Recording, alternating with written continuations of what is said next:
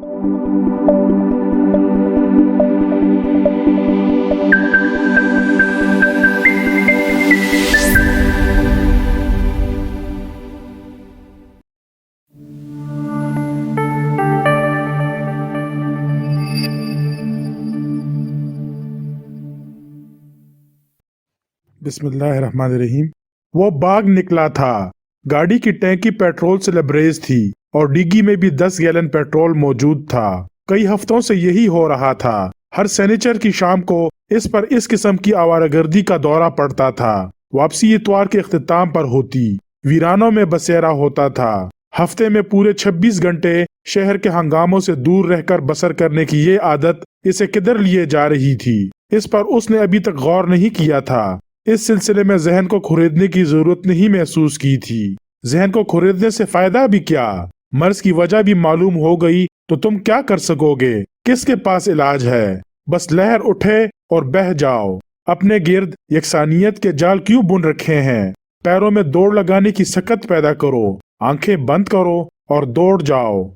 हो सकता है कोई अंधा कुआं तुम्हें इस अजियत से निजात दिला दे। बहरहाल अब सर पर नीला आसमान था और नीचे कोलतार की स्याह सड़क। गाड़ी 60 मील की रफ्तार से उड़ी जा रही थी। शाम के 4 बजे थे। शहरी आबादी बहुत पीछे रह गई थी। दो रोया ऊंची नीची चट्टानों के दरमियान सड़क हद नजर तक सुनसान दिखाई देती थी। गाड़ी फराटे भरती रही। अभी चट्टानों पर बिखरी हुई धूप में खासी तमाजत बाकी थी, लेकिन वो जानता था जैसे ही सूरज गरूब होगा खुंक हवाओं की भीगी भीगी सी नरमी जिस्म के मसावात में घुलने लगेगी। इस लज्जत के तस्वुर में चमकीली धूप आंखों पर ज्यादा ग्रां नहीं गुजर रही थी। दफतन ऊँगते हुए जहन को झटका सा लगा। सामने कुछ फासले पर एक गाड़ी सड़क के वस्त में इस तरह तिरछी खड़ी दिखाई दी कि इसे फौरी तौर पर अपनी गाड़ी की रफ्तार कम कर देनी पड़ी। फिर ब्रेक लगाए। इंजन बंद किए बगैर वो नीचे उतर गया। सामने वाली गाड़ी खाली थी। फिर छठी हिस खतरे का ऐलान क्यों ना करती?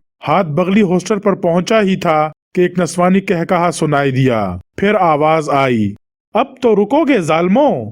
बाएं जानिब एक पत्थर की ओट से गोया चांद तलू हो रहा था। इसका हाथ बगली हॉस्टल से हट गया। एक दहकता हुआ चेहरा था कि निगाह नहीं ठहरती थी। बिल आखिर वो हंसती हुई सड़क पर आ गई। रुकते ही नहीं सूर के बच्चे, निकले चले जाते हैं। वो उसके करीब पहुंचकर बोली, क्या मतलब? वो महूयत से चौंक कर उसे असरनो देखने लगा। 1 घंटे से गाड़ी सड़क के किनारे लगा रखी थी। कई गाड़ियों को रोकना चाहा, लेकिन फिरौनों की औलादें निकली चली गईं। आखिर किसी न किसी तरह अपनी गाड़ी को इस पोजीशन में ले आई के जुमला पूरा किए बगैर वो फिर हंस पड़ी। मुझे रुकना पड़ा। उसने जुमला पूरा कर दिया, लेकिन लहजे में फाड़ खाने का सा अंदाज था। तुम किसी थानेदार की औलाद मालूम होते हो, लड़की उसे घूरती हुई बोली। बकवास मत करो। गाड़ी इस तरह क्यों खड़ी की है? खवातीन से बात करने की तमीज नहीं है? लड़की का मूड बदल गया। मैं अव्वल दर्जे का गधा हूँ। फिर मेरी गाड़ी का पेट्रोल खत्म हो गया है। वो यकबायक रूहान सी हो गई।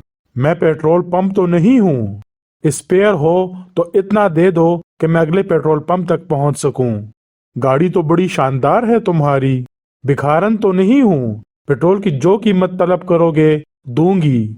चलो पहले गाड़ी सड़क के किनारे लगाओ, इसने दुरुस्त लहजे में कहा। दोनों ने गाड़ी को धक्का देकर सड़क के किनारे लगा दिया। उसने पहले ही अपनी गाड़ी बाएं किनारे पर रोकी थी। दूसरी गाड़ियों के लिए सड़क साफ हो गई। रवानगी से पहले फ्यूल क्यों नहीं चेक किया था? मीटर खराब हो गया है।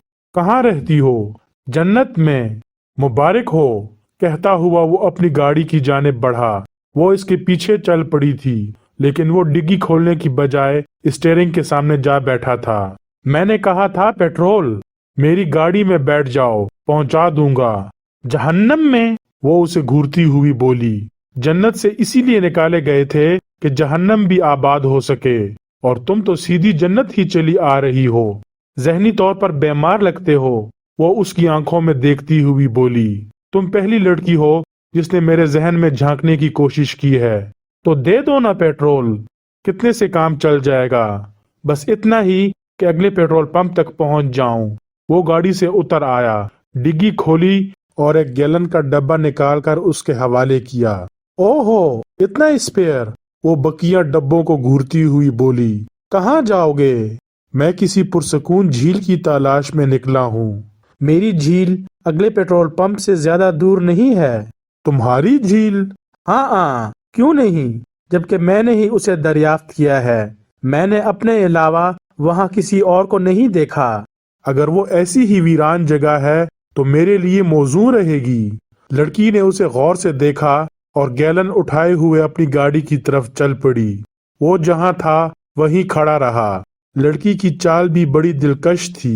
ایسا لگتا تھا جیسے پھولوں سے لدی ہوئی چنبیلی کی کوئی شاخ ہوا کے نرم روز جھونکوں میں ہلکورے لے رہی ہو۔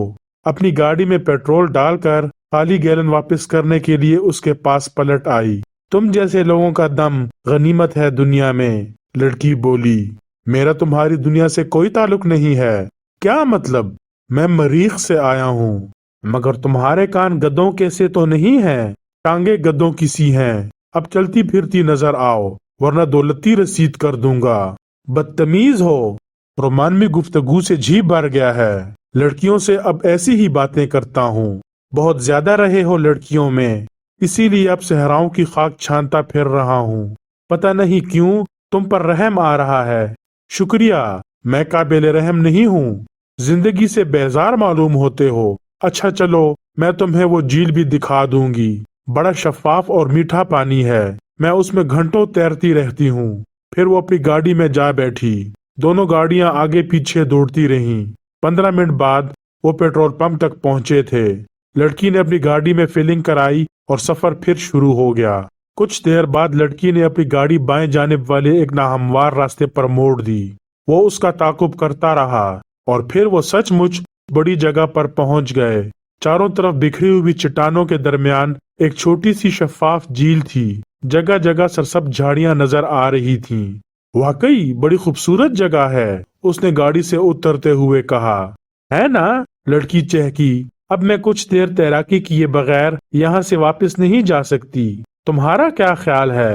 میرے پاس نہانے کا لباس نہیں ہے۔ لڑکی خاموشی سے اپنے کپڑے اتارنے لگی۔ تیراکی کا لباس اس نے کپڑوں کے نیچے پہن رکھا تھا۔ وہ متحیر کھڑا اسے دیکھتا رہا۔ پھر لڑکی نے لمبی دوڑ لگا کر جھیل میں چھلانگ لگائی تھی۔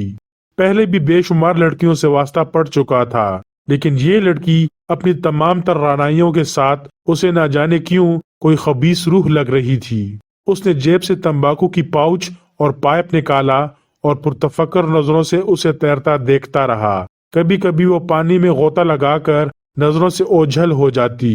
اس نے پائپ سلگایا اور ہلکے ہلکے کش لیتا رہا۔ وہ سوچ رہا تھا کیوں نہ رات اسی جھیل کے کنارے گزاری جائے۔ وہاں سے کچھ ہی فاصلے پر بہت سے آبی پرندے تیرتے پھر رہے تھے۔ ان میں سے ایک ہی رات کے کھانے کے لیے کافی ہوتا، لیکن یہ لڑکی کتنی نڈر ہے، ایک اجنبی کے ساتھ یہاں تک چلی آئی اور اب بڑی بے فکری سے اشنان کر رہی ہے۔ دفتن اسے خیال آیا کہ کہیں کسی معاملے میں الجھایا تو نہیں جا رہا۔ اس سے پہلے بھی متعدد بار ایسا ہو چکا تھا۔ لڑکیوں نے اسے دشواریوں میں مبتلا کیا تھا، تو پھر اب اسے کیا کرنا چاہیے؟ یا پھر ہو سکتا ہے کسی متمول گھرانے کی کوئی اوباش لڑکی ہو، اجنبیوں کو اسی طرح اپنی طرف متوجہ کر کے اس کے ساتھ وقت گزارتی ہو۔ اس نے گاڑی کے ایک پوشیدہ خانے سے 410 بور کی چھوٹی سی 2 نالی بندوق نکالی اور اسے لوڈ کر کے جھیل کے اس حصے کی طرف بڑھنے لگا جہاں آبی پرندے تیر رہے تھے۔ دفتن لڑکی زور سے چیخی اور وہ چونک کر آواز کی طرف پلٹ پڑا۔ لڑکی پانی کے باہر کھڑی نظر آئی۔ اس نے دیکھا کہ وہ کنارے سے گیلی مٹی اٹھا اٹھا کر اپنے جسم پر پلاسٹر کر رہی ہے، ساتھ ہی فلمی ریڈ انڈین اسٹائل میں چیخیں بھی مارتی جا رہی تھی۔ وہ جہاں تھا وہیں رک گیا۔ ادھر لڑکی بالکل بھوتنی بن کر رہ گئی تھی۔ پھر وہ اس کی طرف بڑھا ہی تھا کہ وہ شور مچاتی ہوئی چٹانوں کی طرف بھاگ نکلی۔ کیا بلا ہے؟ وہ دانت پیس کر بڑبڑایا۔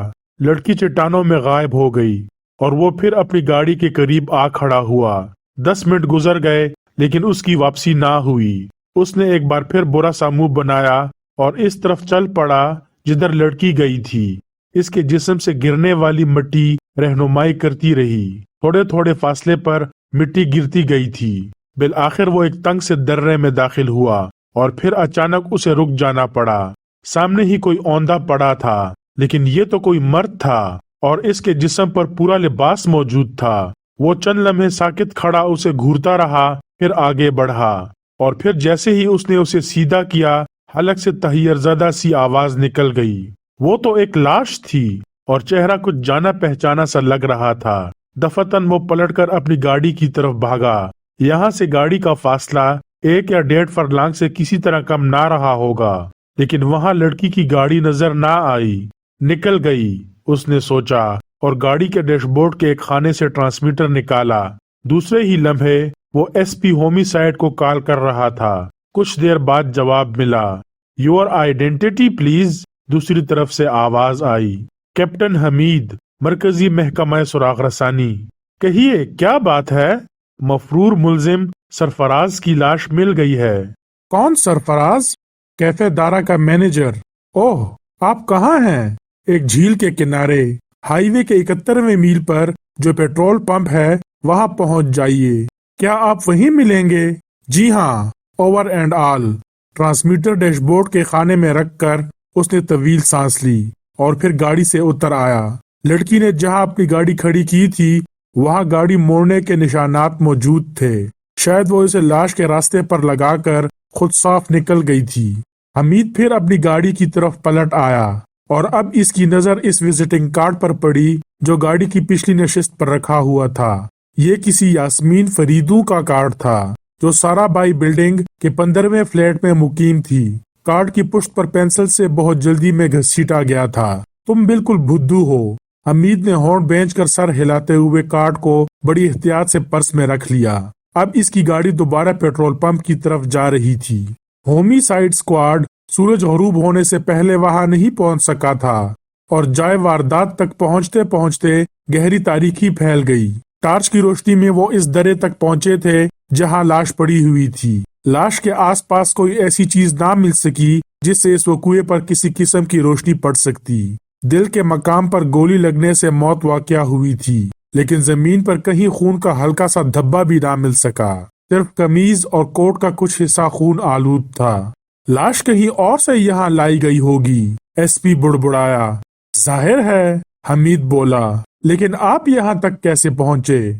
इधर शिकार की तलाश में आया था। एक जख्मी परिंदे का ताकुब करता हुआ इस तरफ आ निकला। लाश की दरियाफ्त इत्तिफाकिया थी। बात इससे आगे ना बढ़ सकी। फिर वो लाश को उठवाकर शहर की तरफ वापस हुए थे। हमीद की गाड़ी अब शहर की तरफ जा रही थी। आवारागर्दी का प्रोग्राम मुलतवी हो चुका था। शहर पहुंचकर उसने घर की राह ली। फरीदी घर पर मौजूद था। खैरियत खैरियत, वो उसे घूरता हुआ बोला। क्या इससे भी दिल उकता गया?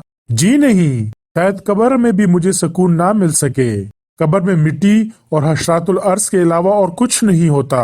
पत्थर भूल गए आप? उसे तुम्हारी अकल से फुर्सत मिले तो किसी और पर पड़े। नहीं, वाकई मैं नहीं भाग सकता। मुकद्दरात की जंजीर मुझे बाहर तौर इसी खराबे में खींच लाएगी। क्या हुआ? किसी लड़की ने अंकल कह दिया क्या? जहन्नम में जाए लड़की, तन्हा नहीं जाएगी। तुम भी हो गए इसके साथ। अब आ जाओ असल बात की तरफ।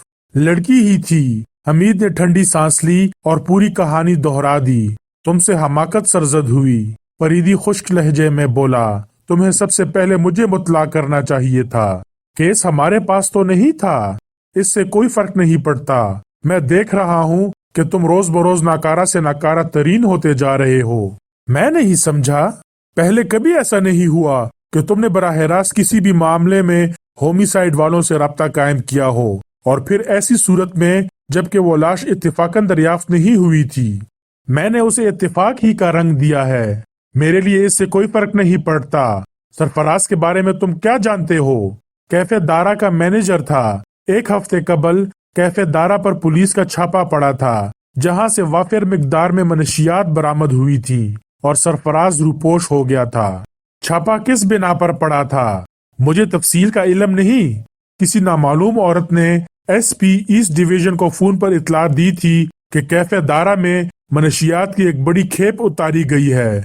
ओह, लड़की की गाड़ी का नंबर याद है? नहीं, गाड़ी का मेक नए मॉडल की मर्सिडीज थी। शहर में बेशुमार हैं, फरीदी ने खुश्क लहजे में कहा और चंद लम्हे खामोश रहकर बोला। लड़की का हुलिया پہلے خوبصورت پھر بھوتنی، سنجیدگی اختیار کرو۔ فریدی کا لہجہ سخت تھا، دمدار نہیں تھی۔ حمید بھی جھنجھلا گیا، وزٹنگ کارڈ کے بارے میں بتانا بھول گیا تھا۔ یاد آنے پر بھی جھنجھلاہٹ کی بنا پر گول کر گیا۔ فریدی اٹھ گیا، حمیدی سٹنگ روم میں ہی بیٹھا رہا۔ وہ لڑکی کا حلیہ کیا بتاتا، بس وہ بے حد خوبصورت تھی، اس کے علاوہ اور کیا کہتا؟ بات تفصیل سر تا پا بتانے بیٹھتا تو غزل ہو جاتی۔ ہو سکتا ہے کہ بعد میں بھوتنی اس لیے بن گئی ہو کہ اس کا حلیہ بیان کرنے والا دشواری میں پڑ جائے۔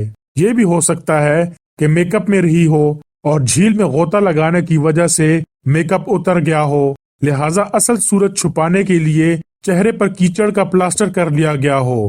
تو پھر اب کیا کرنا چاہیے؟ فریدی کو خواہ مخواہ ناراض کر دیا۔ وہ سوچتا ہوا بور ہوتا رہا۔ دفتن فون کی گھنٹی بجی اور اس نے ہاتھ بڑھا کر ریسیور اٹھا لیا۔ ہیلو، کون صاحب ہیں؟ دوسری طرف سے نسوانی آواز آئی۔ حمید۔ ارے واہ، بولے بادشاہ، سچ مچ بدھو تھوڑا ہی ہو، کیا برا مان گئے؟ اب کیا ہے، لاش وہاں سے اٹھوا لی گئی۔ کیا مطلب؟ کیسی لاش؟ اس سے کام نہیں چلے گا، عقل مندی کا تقاضا یہی ہے کہ فوراً مجھ سے مل لو۔ دوبارہ ملاقات ہی کی توقع پر تو اپنا کارڈ تمہاری گاڑی میں چھوڑ آئی تھی۔ تو تمہارا نام یاسمین فریدو ہے؟ نہیں، مٹر کی پلی۔ کیا مطلب؟ غیر ضروری سوالات میں وقت ضائع نہ کرو، میں اپنے فلیٹ میں تمہاری منتظر ہوں۔ سوال یہ ہے کہ تم خود ہی کیوں نہیں آ جاتی؟ میں خطرے میں ہوں، فلیٹ سے باہر نہیں نکل سکتی۔ کھل کر بات کرو، تم سمجھتے کیوں نہیں میں خطرے میں ہوں؟ دوسری طرف سے آواز آئی اور سلسلہ منقطع ہو گیا۔ حمید ریسیور رکھ کر کچھ دیر گمسم بیٹھا رہا، پھر اٹھا ہی تھا کہ فریدی دروازے پر کھڑا دکھائی دیا۔ وہ اسے اس طرح گھورے جا رہا تھا جیسے اس کی چوری پکڑ لی ہو۔ کہاں چلے؟ بالآخر وہ بولا۔ کہیں نہیں، بیٹھ جاؤ۔ فریدی کا لہجہ اچھا نہیں تھا۔ کیا مطلب؟ لڑکی کا وزٹنگ کارڈ، فریدی ہاتھ بڑھاتا ہوا بولا۔ تو آپ دوسرے انسٹرومنٹ پر سن رہے تھے اور تیسرے انسٹرومنٹ پر ایکسچینج کو ہدایت بھی کی تھی کہ اس کال کو چیک کر کے بتایا جائے کہ یہ کس نمبر سے ہو رہی ہے۔ حمید نے طویل سانس لی اور کارڈ نکال کر فریدی کی طرف بڑھا دیا۔ اتنے میں فون کی گھنٹی پھر بجی۔ اس بار فریدی نے ریسیور اٹھایا تھا۔ ہیلو، ہاں میں ہوں۔ اوہ اچھا، شکریہ۔ وہ ریسیور رکھ کر حمید کی طرف مڑا۔ اس کے ہونٹوں پر استہزائیہ سی مسکراہٹ تھی۔ وہ کال کسی فلیٹ سے نہیں ہوئی تھی، اس نے بالآخر کہا۔ پھر 13 نمبر کے پبلک ٹیلی فون بوتھ سے۔ لیکن اس نے تو کہا تھا کہ وہ خطرے میں ہے اور فلیٹ سے باہر نہیں نکل سکتی۔ فریدی کچھ نہ بولا۔ وہ وزٹنگ کارڈ پر نظر جمائے کچھ سوچ رہا تھا۔ کچھ دیر بعد اس نے کہا، اور 13 نمبر کا بھوت بھی اسی علاقے میں نہیں ہے جہاں سارا بھائی بلڈنگ واقع ہے؟ پتہ نہیں کیا چکر ہے۔ حمید سر ہلاتا ہوا بڑبڑایا۔ ابھی معلوم ہوا جاتا ہے، بیٹھ جاؤ۔ فریدی نے فون پر کسی کے نمبر ڈائل کیے اور ماؤتھ پیس میں بولا، ہارڈ سٹون، چیک کرو کہ سارا بائی بلڈنگ کے 15ویں فلیٹ میں کون رہتا ہے۔ فلیٹ مقفل ہو تو کسی طرح اندر داخل ہونے کی کوشش کرو۔ آدھے گھنٹے کے اندر رپورٹ چاہیے۔ پھر ریسیور رکھ کر سگار سلگانے لگا۔ میں ڈرائنگ روم میں جا رہا ہوں، حمید اٹھتا ہوا بولا۔ ہارڈ اسٹون کے حوالے پر وہ سمجھ گیا تھا کہ فون بلیک فورس کے کسی ممبر کو کیا گیا ہے۔ ڈرائنگ روم میں پہنچ کر اس نے کھانا طلب کیا۔ کھانے اور کافی کے اختتام تک وہ مدت پوری ہو گئی جو بلیک فورس کے کسی ممبر کو دی گئی تھی۔ حمید وہاں سے اٹھ کر پھر سٹنگ روم میں آیا۔ فون کا ریسیور فریدی کے ہاتھ میں تھا اور وہ بہت غور سے دوسری طرف کی بات سن رہا تھا۔ بالآخر ریسیور رکھ کر حمید کی طرف مڑا۔ اس فلیٹ میں بھی ایک لاش موجود ہے فرزند، کسی لڑکی کی لاش۔ اب تم وہاں جا کر اسے شناخت کر سکتے ہو۔ وہ فرش پر چت پڑی تھی، بائیں کن پٹی پر ایک بدنما سوراخ تھا، آنکھیں کھلی ہوئی تھیں، غالباً موت کے ساتھ تحیر اور خوف کے آثار چہرے پر منجمد ہو کر رہ گئے تھے۔ فریدی نے سوالیہ انداز میں حمید کی طرف دیکھا اور حمید نے اپنے سر کو اثباتی جنبش دی۔ اس کی بھی تصدیق ہو گئی تھی کہ مقتولہ کا نام یاسمین فریدو ہی تھا اور وہ پچھلے 3 سال سے اسی فلیٹ میں مقیم تھی۔ لاش کے تفصیلی معائنہ کے بعد فریدی حمید کو الگ لے گیا۔ اس کے محکمے کے بعض شعبوں کے ماہرین فلیٹ کے دوسرے کمروں میں مصروف کار تھے۔ تمہیں یقین ہے کہ یہی تھی؟ فریدی نے حمید سے سوال کیا۔ یہی تھی، حمید بھرائی ہوئی آواز میں بولا۔ بڑی عجیب بات ہے۔ نہیں، میں بھی اس پر غور کر رہا ہوں۔ حمید کا لہجہ غم انگیز تاثر سے خالی نہیں تھا۔ فون پر بھی اسی کی آواز تھی؟ فریدی نے پوچھا۔ مجھے یقین ہے کہ کچھ دیر پہلے فون پر مجھ سے اسی نے گفتگو کی تھی، اور ملاقات غالباً 4 بجے شام کو ہوئی تھی۔ جی ہاں، 4 یا 4:15 بج رہے ہوں گے، لیکن میرا تجربہ ہے کہ یہ لڑکی 4 بجے زندہ نہیں تھی۔ قتل 10 اور 12 کے درمیان ہوا ہے۔ ہو سکتا ہے کہ پوسٹ مارٹم کی رپورٹ میں 1 یا 1.5 گھنٹے کا فرق آئے۔ میرا بھی یہی خیال ہے، حمید بولا۔ تو پھر؟ حمید کچھ نہ بولا۔ فریدی بھی گہری سوچ میں پڑ گیا تھا۔ پڑوس میں کسی نے بھی فائر کی آواز نہیں سنی تھی، لیکن قتل فلیٹ ہی میں ہوا تھا۔ فرش پر پھیلا ہوا خون یہی ظاہر کر رہا تھا۔ کیا تمہیں علم ہے کہ سرفراز بھی اسی عمارت میں رہتا تھا؟ دفتن فریدی بولا۔ نہیں۔ اوہ، دوسری منزل پر فلیٹ نمبر 27 میں۔ کیا یہ محض اتفاق ہو سکتا ہے؟ فریدی خاموش رہا۔ حمید کا ذہن مسلسل چیخے جا رہا تھا۔ وہ یہی لڑکی تھی، لیکن لاش کی حالت فریدی کے نظریے کی بھی تردید نہیں کر رہی تھی۔ تو پھر یہ سب کیا تھا؟ دوسری طرف منطقی شعور اسے باور کرانے پر تیار نہیں تھا کہ قتل ہو جانے کے بعد بھی اس کی روح کا رابطہ عالم اجسام سے نہیں ٹوٹا تھا۔ پھر اس اتفاق کو کیا کہیے کہ مقتول سرفراز کی رہائش بھی اسی عمارت میں تھی۔ رات کا بیشتر حصہ اسی قضیے کی نظر ہو گیا۔ دوسری صبح وہ دیر تک سوتا رہا تھا، سوتا ہی رہتا اگر ٹیلی فون کی گھنٹی نہ بجتی۔ ہیلو، وہ ریسیور اٹھا کر ماؤتھ پیس میں دھاڑا۔ نیند کی جونجل میں تھا، لیکن دوسری طرف سے نسوانی کہا سن کر اس کی آنکھیں کھلتی چلی گئیں۔ میں مر چکی ہوں کیپٹن حمید، کہے کے اختتام پر کہا گیا۔ مجھے تو زندہ رہنے دو، تم بھی مر چکے ہو، ہم سب مر چکے ہیں۔ دوسری طرف سے آواز آئی اور پھر ہچکیاں اور سسکیاں سنائی دینے لگیں۔ وہ رو رہی تھی۔ تم آخر ہو کیا بلا؟ حمید دانت پیس کر بولا۔ دوسری طرف سے سلسلہ منقطع ہو جانے کی آواز آئی۔ پھر وہ بڑی عجلت کے ساتھ اپنی خوابگاہ سے برآمد ہوا تھا، لیکن ملازموں سے معلوم ہوا کہ فریدی گھر پر موجود نہیں ہے۔ منہ اندھیرے ہی کہیں چل دیا تھا۔ ناشتے وغیرہ سے فارغ ہو کر حمید سوچنے لگا کہ اب اسے کیا کرنا چاہیے۔ کچھ بھی نہیں، ذہن نے جواب دیا۔ آج اتوار ہے، لیکن وہ آواز جو ابھی فون پر سنائی دی تھی، کیا اسے اتوار کی خوشیاں نصیب ہونے دے گی؟ پتہ نہیں وہ کون ہے اور کیا چاہتی ہے۔ ہنسی میں جتنی کھنک تھی، اتنا ہی گداز رونے میں تھا۔ جب وہ فون پر روئی تھی تو حمید کی آنکھیں غیر ارادی طور پر بھیگ گئی تھیں، اور وہ جملہ کتنی تاثر انگیزی کے ساتھ کہا گیا تھا۔ تم بھی مر چکے ہو، ہم سب مر چکے ہیں۔ فون کی گھنٹی پھر بجی۔ وہ تیزی سے انسٹرومنٹ کی طرف جھپٹا تھا، لیکن اس بار فریدی کی آواز سنائی دی تھی۔ ہم سب مر چکے ہیں، وہ ماؤتھ پیس میں دھاڑا تھا۔ کیا بکواس ہے؟ دوسری طرف سے آواز آئی۔ اوہ، کچھ نہیں، آپ کہاں سے بول رہے ہیں؟ 13 نمبر کے پبلک ٹیلی فون بوتھ سے۔ اوہو، کوئی خاص بات؟ کچھ دیر پہلے تم نے کوئی کال ریسیو کی تھی؟ جی ہاں، وہ عالم بالا سے بول رہی تھی۔ کیا اس بھوت کی کالیں ٹیپ کی جا رہی ہیں؟ ہاں، میرا خیال ہے وہ اس بھوت کے آس پاس ہی کہیں رہتی ہے۔ یہ بھوت ہے کہاں؟ اپر کلاس ہاؤسنگ سوسائٹی میں۔ اوہ، کس جگہ؟ سوسائٹی کے ٹیلی گراف آفس کے قریب۔ تم کتنی دیر میں یہاں پہنچ سکتے ہو؟ میں تیار ہوں، آ جاؤ، میں ٹیلی گراف آفس میں ملوں گا۔ ٹیلی گراف آفس تک پہنچنے میں 15 منٹ سے زیادہ صرف نہیں ہوئے تھے۔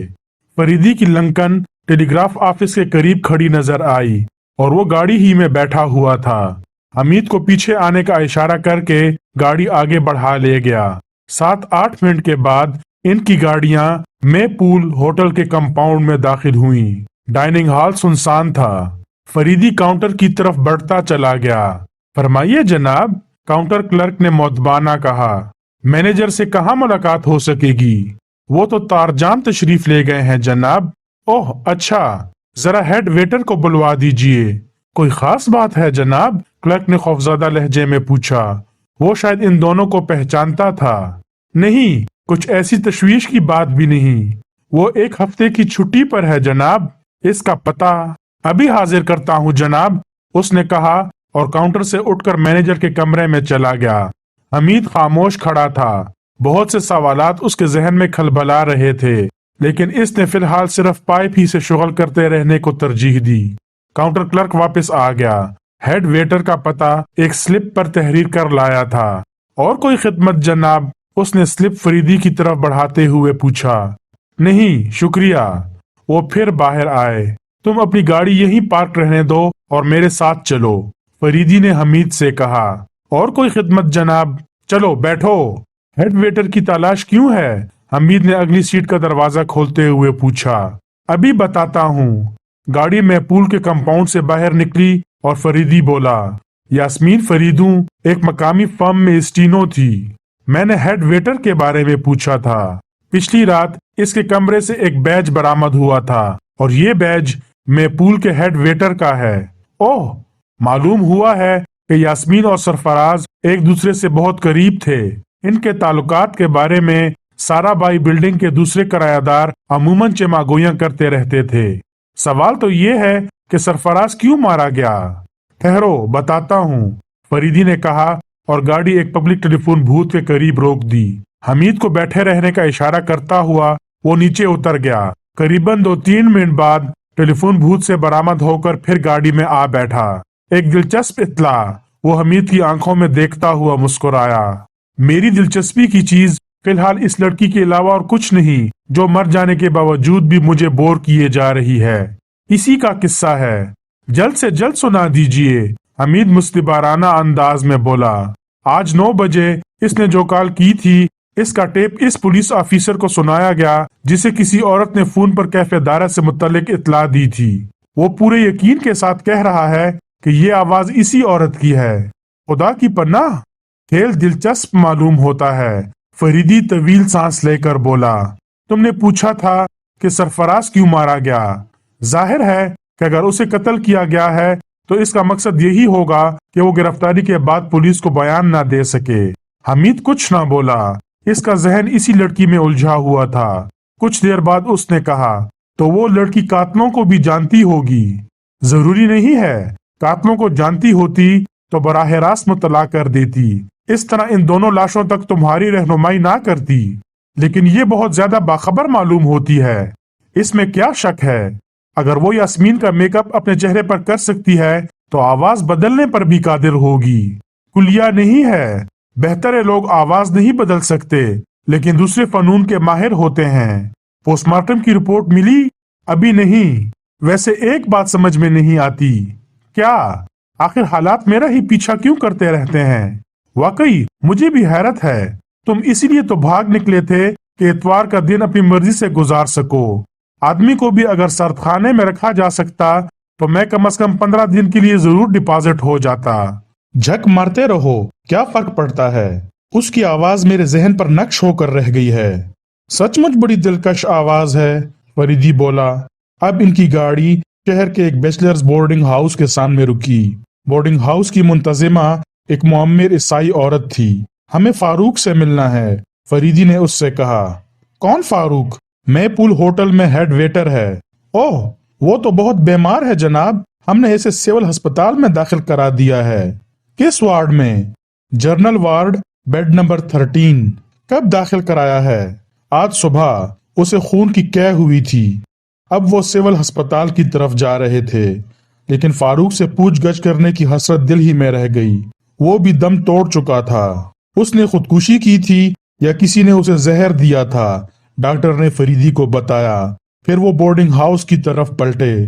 तुम दुश्वारी में पड़ गई हो, फरीदी ने मुंतजिमा से कहा। क्यों जनाब? वो तीखे लहजे में बोली। फारूक मर गया है, मौत की वजह जहर खुरनी बताई गई है। मुंतजिमा ने सीने पर क्रॉस बनाया और अपनी आफियत की दुआएं मांगने लगी। फिर कपकपाती हुई आवाज में बोली, रात उसने यहाँ नहीं गुजारी थी, सुबह आया था और जीनों पर ही उसे कै हो गई थी। यहाँ के कई किराएदार इस वक्त मौजूद थे। खैर, हम इसके कमरे की तलाशी लेना चाहते हैं। आप कौन है जनाब? पुलिस। खुदा अमन पसंदों की हिफाजत करे, वो तवील सांस लेकर बोली। परेशान होने की जरूरत नहीं, हमें इस कमरे में ले चलो। कमरे में पहुंचकर फरीदी ने इससे कहा, अब तुम बाहर जा सकती हो।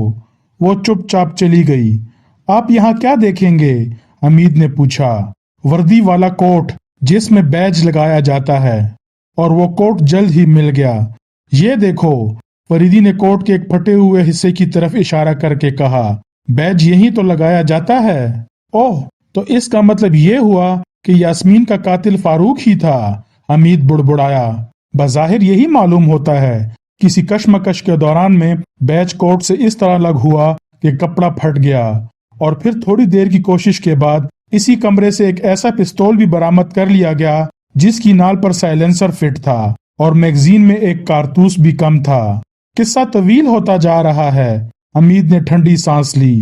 फिर 2:30-3 बजे तक वो दोनों अलग अलग मसरूफ रहे थे। 3 बजे के करीब हमीद घर पहुंचा। इसकी भाग दौड़ का नतीजा ये निकला था कि फारूक की पिछले दिन की नकलो हरकत के बारे में किसी से कुछ भी ना मालूम हो सका। 3 दिन पहले उसने होटल से 1 हफ्ते की छुट्टी ली थी। इससे 1 दिन कबल कैफे दारा पर छापा पड़ा था और सरफराज को पुलिस ने रूपोश करार दे दिया था। गोया छापा पड़ने के 1 दिन बाद फारूक ने छुट्टी ली थी। 4 बजे फरीदी वापस आया। पोस्टमार्टम की रिपोर्ट और मेरे अंदाजे में सरमो फर्क नहीं। अलबत्ता सरफराज की मौत इससे 2 घंटे बाद वाकया हुई थी। उसने कहा, तो फारूक ही यास्मीन का कातिल था। इसके सर से बरामद होने वाली गोली इसी पिस्तौल से चलाई गई थी जो फारूक के कमरे में मिला था। इसके बरखिलाफ जिस गोली ने सरफराज का खात्मा किया वो .45 के रिवॉल्वर से चलाई गई थी। हमीद खामोशी से काफी पीता रहा। वो तो इस लड़की के बारे में सोचे जा रहा था जिसने बड़े अनोखे अंदाज में जराइम की निशानदेही की थी। आखिर वो कौन थी और क्या चाहती थी? अब सवाल ये पैदा होता है कि फारूक को जहर देने वाला कौन था? फरीदी अपने लिए काफी उंडेलता हुआ बोला, खुदकुशी का इम्कान कम ही है क्योंकि जहर अपने घर ही पर खाकर मौत का इंतजार किया जाता है, कहीं और जाने की राह नहीं ली जाती। लेकिन वो लड़की, हमीद हिकलाया, खुदा तुम पर रहम करे। खुदा रहम कर ही देगा किसी ना किसी दिन। हमीद ने ठंडी सांस ली। इसकी उंगलियों के निशानात हासिल कर लिए गए हैं। कहां से? हमीद चौंक पड़ा। वहीं से जहां उसने अपने जिस्म पर कीचड़ मली थी। एक चट्टान पर पूरी हथेली की छाप मिल गई है, लेकिन ये निशानात यास्मीन की उंगलियों के निशानात से मुख्तलिफ हैं। कमाल है, क्या मैं संजीदगी से उसे किसी रूह का कारनामा समझ रहा हूँ? हमीद बोला, आपकी रूमान पसंदी से कुछ बईद नहीं, लेकिन सवाल तो ये है कि वो यास्मीन के मेकअप में क्यों थी? तलाश करो और पूछ लो। हो सकता है फारूक के सिलसिले में भी वही कुछ कर गुजरे। अहमकों की जन्नत से निकलकर काम के आदमी बनो। क्या मतलब? 13वें टेलीफोन बूथ के आसपास उसे तलाश करने की कोशिश करो। मुझे यकीन है कि वो आवाज बदलने की सलाहियत नहीं रखती। अब तुम इसे सिर्फ आवाज ही से पहचान सकोगे। यानी इसका मतलब ये हुआ कि टेलीफोन बूथ के करीब खड़ा होकर आती जाती लड़कियों को छेड़ूं। जब वो गालियां देना शुरू कर दें तो इसकी आवाज पहचानने की कोशिश करूं। जो तरीका चाहे इख्तियार करो, मुझे इससे गर्ज नहीं। कैफे दारा के मुलाजिमीन से भी पूछगछ तो की गई होगी, लेकिन कोई भी नहीं बता सकता कि मनशियात की खेप कहां से लाई गई थी। जो बता सकता था वो मार डाला गया। यास्मीन क्यों मारी गई? हो सकता है वो भी कुछ जानती हो। फारूक, वो कम से कम ये तो बता ही सकता कि यास्मीन को किसने कत्ल कराया था। सवाल तो ये है कि ये कश्तो खून क्या महज इस बिना पर हुआ है कि मनशियात का असल ताजिर अपनी शख्सियत को छुपाना चाहता है। इस स्टेज पर सिर्फ कयास ही किया जा सकता है। फरीदी बोला, खैर होगा कुछ। हमीद उठता हुआ बोला, तो फिर मुझे इजाजत है? क्या मतलब? निकल जाऊं इस लड़की की तलाश में? तुम्हारे लिए फिलहाल यही मुनासिब होगा, फरीदी ने चुपते हुए लहजे में कहा। लेकिन हमीद फराखदिलाना अंदाज में घर से निकल खड़ा हुआ। गाड़ी की बजाय मोटरसाइकिल निकाली थी और नथनों में वो स्प्रिंग फिट कर लिए थे जिनके दबाव से ना सिर्फ नाक की नोक ऊपर उठ जाती थी बल्कि ऊपरी होंठ की पोजीशन भी इस तरह बदल जाती थी कि दांत नजर आने लगते थे। वो सोच रहा था कि टेलीफोन बूथ की निगरानी अहमकाना हरकत होगी। क्यों ना आसपास की कोठियों में ये देखा जाए कि नए मॉडल की मर्सिडीज गाड़ियां कहां कहां हैं।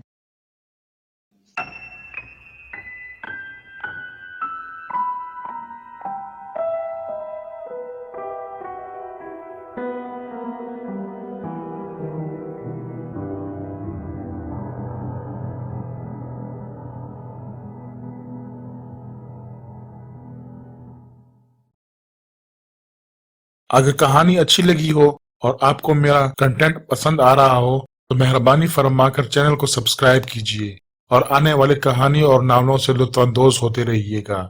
بہت بہت شکریہ۔